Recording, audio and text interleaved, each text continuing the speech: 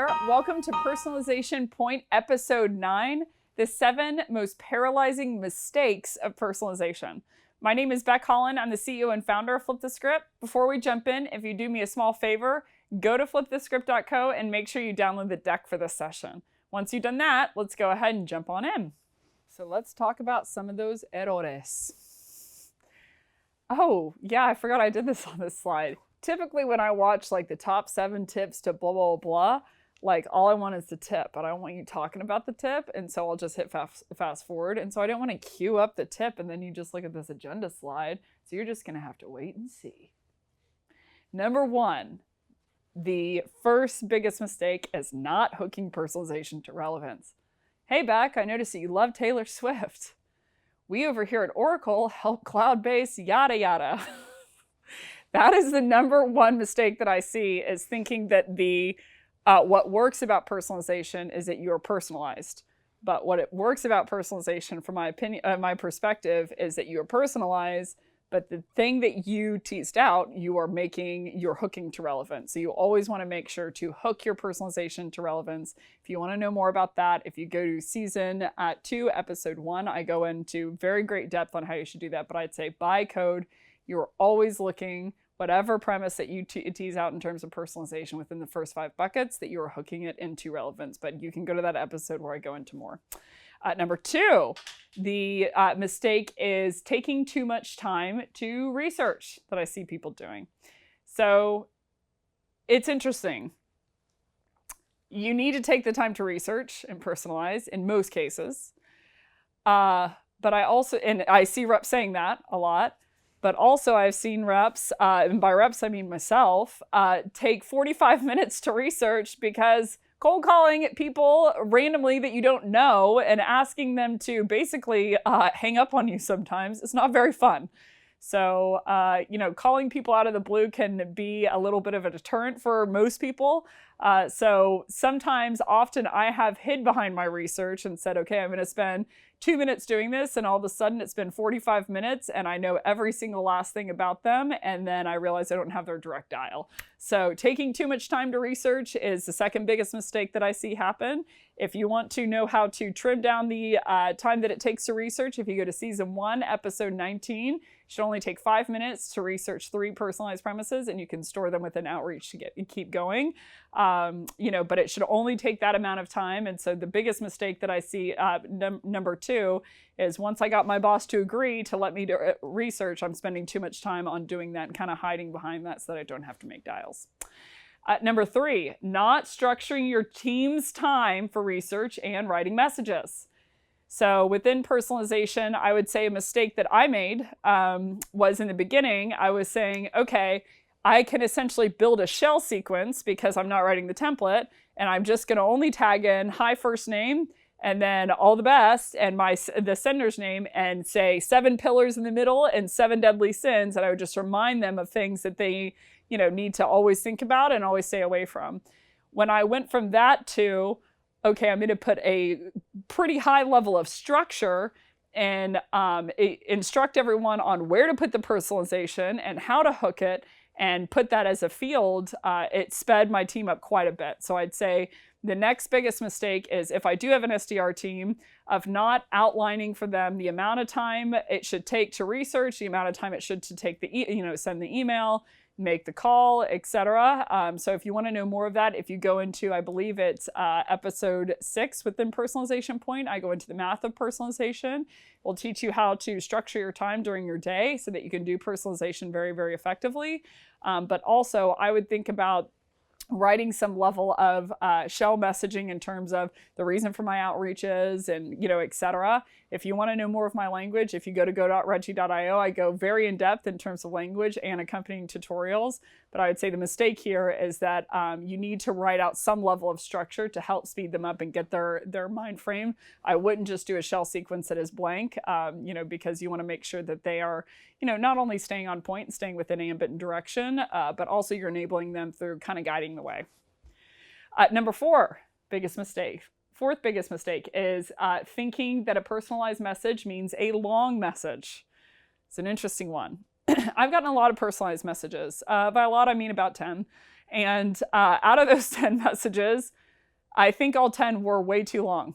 You know, not only did they give me a personalization premise of something of my work, but they gave me every single personalization premise out there. They're like, I noticed that you have a nose ring, and I noticed you went to A&M, and oh my gosh, if you say hi to Snowball, my dog, for me, et cetera, et cetera. So I would say it's very easy to confuse being personalized with being long in your messaging, just like it's very easy to confuse being different in your messaging with being silly. So you want to think about, if I'm going to be personalized, saying, hey, Becc, I noticed that you have neon green earrings on right now, that's personalized, but it's not long. So I would disassociate both of those and not think that you need to be long. I would actually argue, if you're talking to a decision maker, never use 7 words when 4 words will do.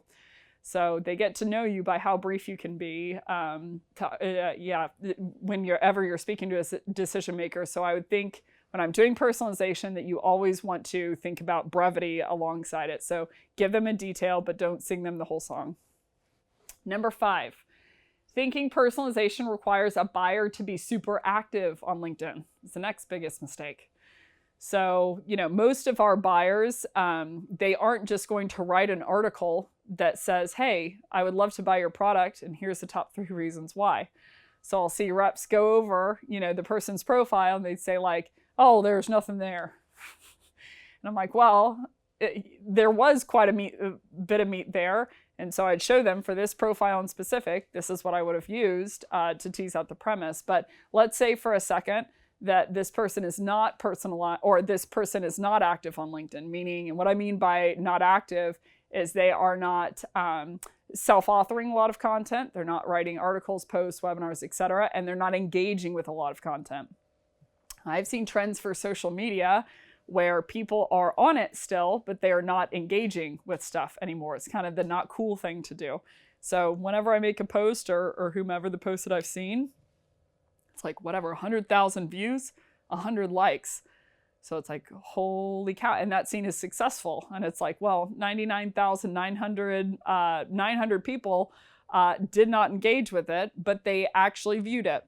So it's based on impression, blah, blah. But I would say buyers are in the habit of socially listening, quote unquote, meaning they are looking through LinkedIn, but it doesn't mean they are engaging with content. But point being, even if you wipe out buckets 1 and 2, they're not authoring any content and they are not engaging with it, you still have buckets 3, 4, and 5 to go. So you have, any kind of headline, profile line, company line, by default, if they're signed on to LinkedIn, then they wrote that. Like, they were viewing their profile as an online resume. So they wrote really great things about themselves, things that they were up to in their work. So that can be a treasure trove. If my buyer truly isn't active on LinkedIn, if they're on LinkedIn, which is most buyers, they have some level of profile line. So that's the biggest mistake. I see reps basically scour through someone's profile and be like, oh, well, there's no premise. And I'm like, well, they didn't tell you that they wanted your product, but I would view it as in Apollo 13. I give this analogy sometimes and people all think that I am making dad jokes, which is probably the truth. But, in the movie Apollo 13, essentially, they knew that they had to build a filter for the team that was up in the air. And so basically on the ground, they shook out a bag of things and said, okay, we have to build a filter so they can get some oxygen. This is what's on board. How do we do it? So I would view personalization as that, because I know buckets 1, 2, 3, 4, et cetera, are just going to work. So I'd look through someone's profile of like, I need to find something in the higher buckets, not necessarily because it's easier. I'm going to have to get a little creative, but because it's going to work. Number 6, biggest mistake, building a personalized shell sequence without any guidance language. Very similar to point number 4.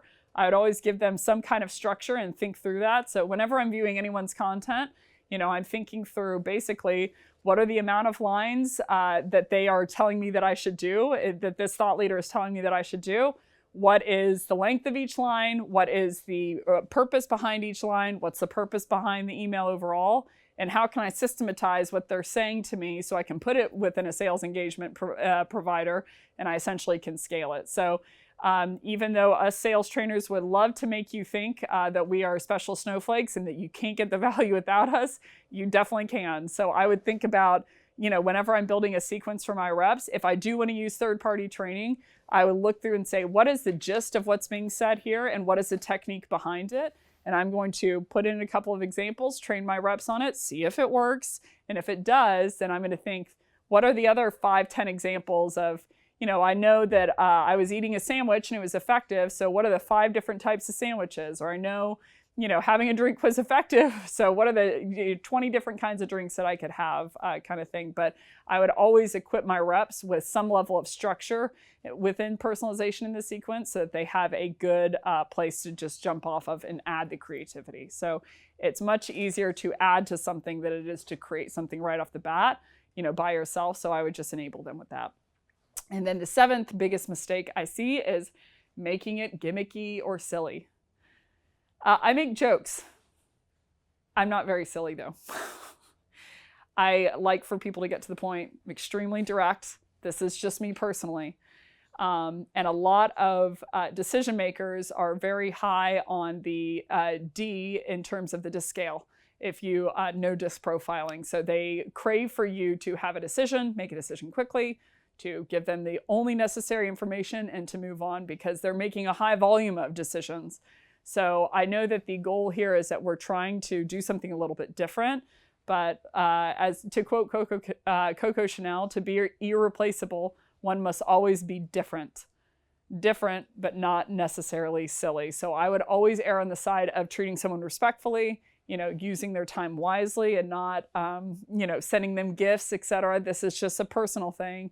But the biggest, 7th biggest mistake, as I see, is people making it super gimmicky, along with not hooking it to personalization, to relevance and making it silly and not just making it something about business that it really is related to the person. So that's a preference thing. And I've seen some negative ramifications of people that have tried to deploy that. Few people will like it, but the people who don't like it won't tell you that they won't like it. So I would always say err on the side of rapport, respect, etc., and aim to be different, but not to be silly within personalization. So in summary, there are some mistakes. The reason I know this list is because I made quite a few of them. So I hope that this was helpful. I hope that this enables you to, understand that while personalization is an amazing strategy, there are some low-hanging pitfalls that you can avoid and you can circumvent the problems that I ran into so you can personalize more effectively than ever before. So that is everything. All our mistakes are behind us. Thanks so much for watching. If you like this session and you really want to hear more, if you go to flipthescript.co, I cover a bunch of different topics on everything sales. And if you really like this session enough to do me a tiny favor, go to Flip the Script on LinkedIn, give us a follow, and tag your top 2 takeaways so I know what you want to hear more of. Either way, I hope you have a great rest of your day.